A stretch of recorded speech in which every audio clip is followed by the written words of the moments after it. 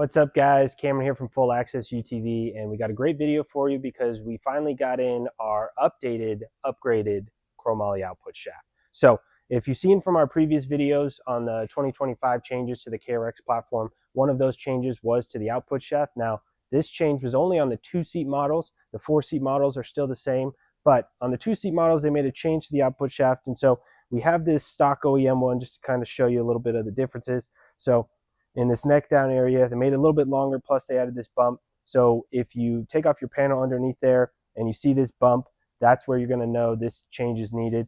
And the spline section in the back is longer, as well as it doesn't have this groove.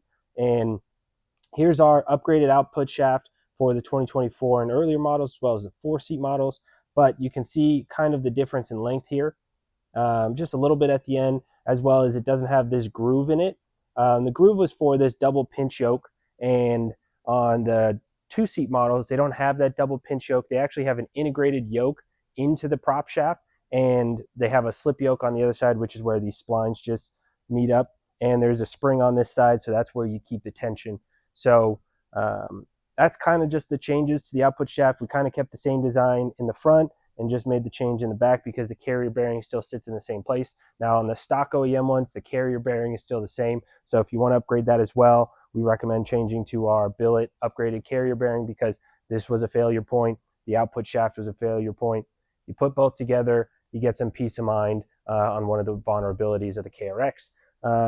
Other than that, kind of just some basic installation things you might run into. Over here on the front diff, you will be removing the bolts. So you'll be pushing the front diff forward. So if you could come around, there's 2 things you want to look out for. If you have our A-arm tab support kits, here's the upper rear that goes by the diff. Just take out the bolt on one side so that way you can get the movement you need to push this diff forward. As well, obviously, if you have a winch in there, you want to remove that because you are going to move this front diff up and forward about 1 or 2 inches. It is also more of a 2-man job if you got a guy to help you, because when you move the front diff forward, you want to put some pressure on the prop shaft. And so you move it all together because you don't want it coming out in front. Other than that, there are 2 rear panels, the skids, the plastic OEM ones. You just remove those, a couple of bolts, a couple of screws on the side, and then you're ready to get going. Outside of that, you're ready to go. So we're going to start the next part of the installation. So stay tuned. All right, guys, so we're here under the front side of the KRX just to show you the bolts you need to take out of the front diff. So there are 4 bolts right here. They are in there pretty good, so if you need to use a breaker bar to get them loose, do that first, and then you can hit it with the impact. You know, we're trying to show you what it's like if you just have kind of everyday ramps or jacks that you just want to put this up, because it's a pretty easy install, even if you don't have a 2-post. So we're going to show you what it's like getting these 4 bolts out. There is also this plastic cover right here that's covering some of the electronics. So it's just 2 Phillips screws you're going to take out as well. And then you're free to move this diff. We'll move to the back, but you just take out these 4 bolts right here. And they have a washer on it, so make sure you keep those when you're putting this back in.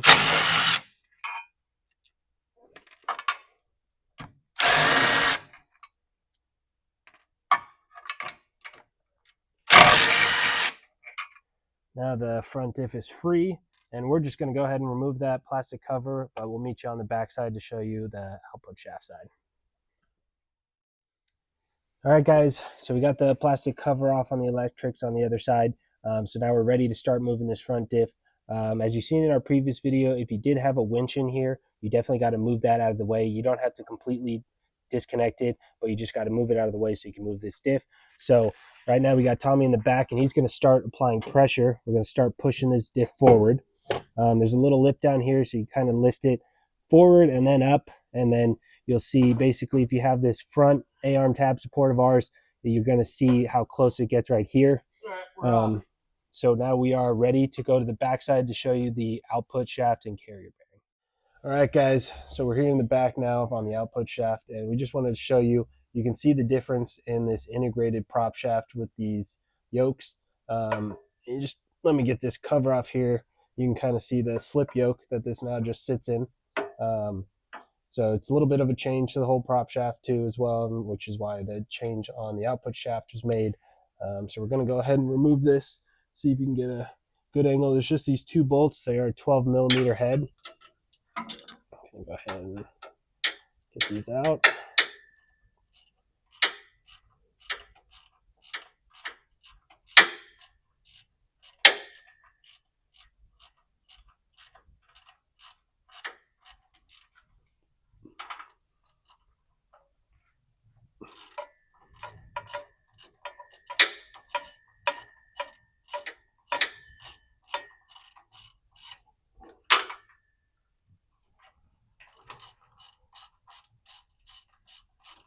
And we should be able to get the rest of that out.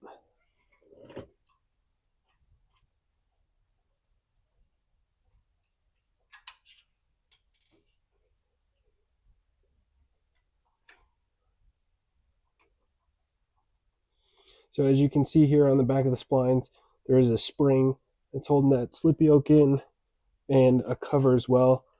Keep those. Going to reuse them as you put on the new output shaft and the carrier bearing.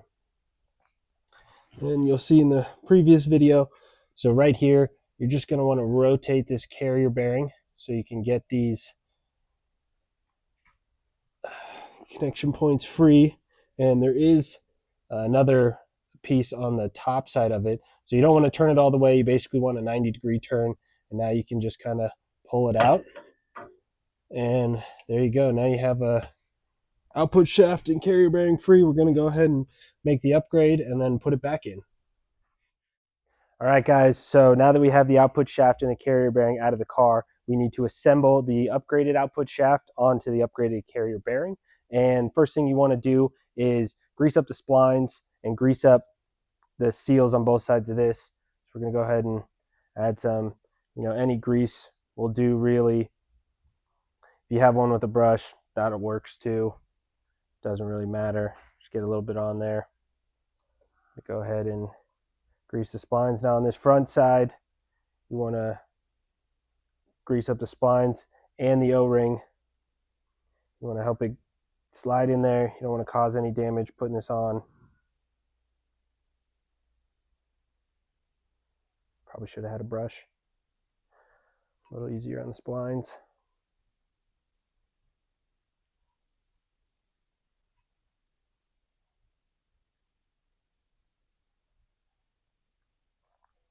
Maybe we'll speed this part of the video up.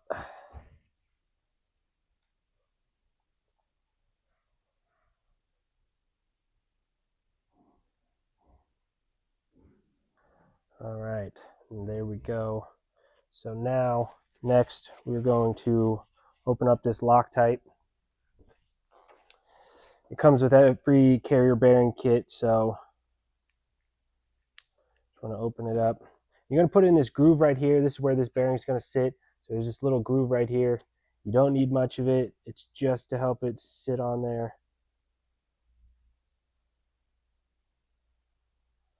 There we go.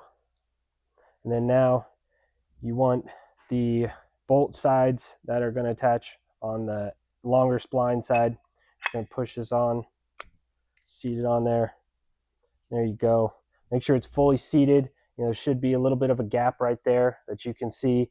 And if you do have a question, you can always kind of line this up, make sure they're the same height. So we got that on there. And the last part, because they switched the yokes, we are going to reuse this cover. You want to take it off, clean all the dirt out, clean all the grease out. We have been using the car, so just want to make sure you clean it all out. Going to re-grease it, put it in there.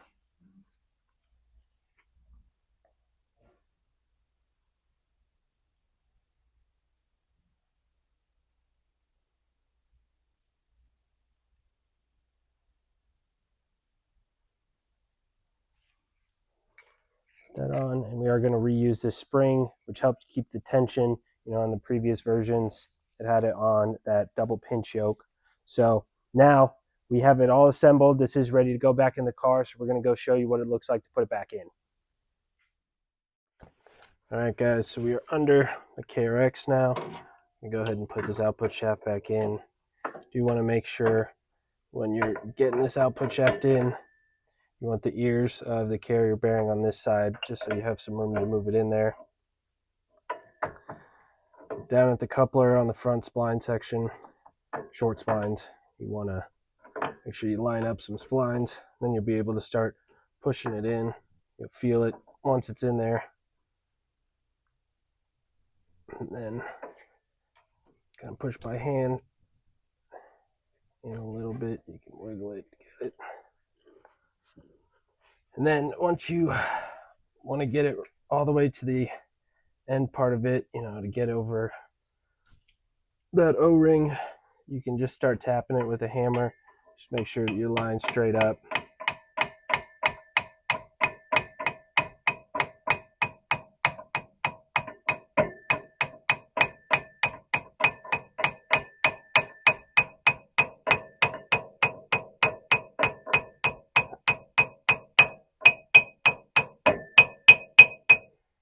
Once you just need a few more, then you'll be able to turn the ears of the carrier bearing into place. Just another one.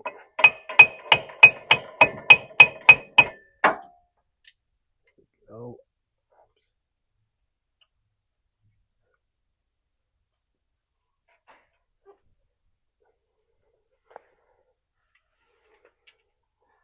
Turn the carrier bearing. Oops, sorry, just had that right there. Now we can go ahead, tighten the bolts, get the top one started.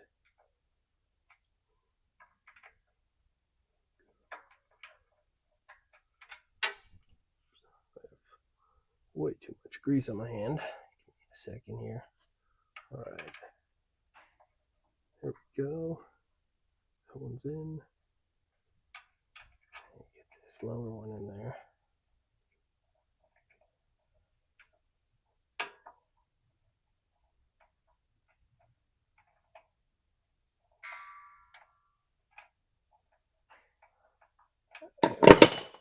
I always struggle with this lower one.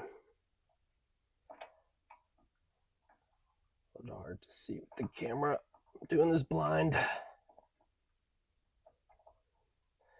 we go.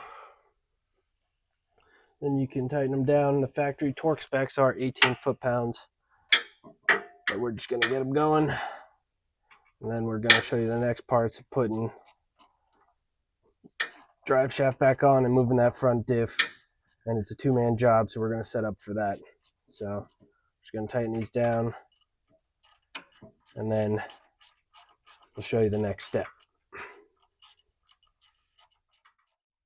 All right, guys, so the last step we need to do is to connect the drive shaft, the prop shaft, onto the output shaft. And sometimes when you are working on it and pulling out the output shaft, this diff can slide back, and so you need to slide it up forward, but you want to apply pressure on the prop shaft. So this is kind of more of that two-man job thing. So I'm going to apply some pressure to this prop shaft, push it towards the front of the car. Tommy's going to pull on the diff. So, all right, Tommy, you can go ahead. There we go. Now we get some wiggle room and just pull this rubber collar out of the way. And then now we got this lined up. We can go ahead and push that back.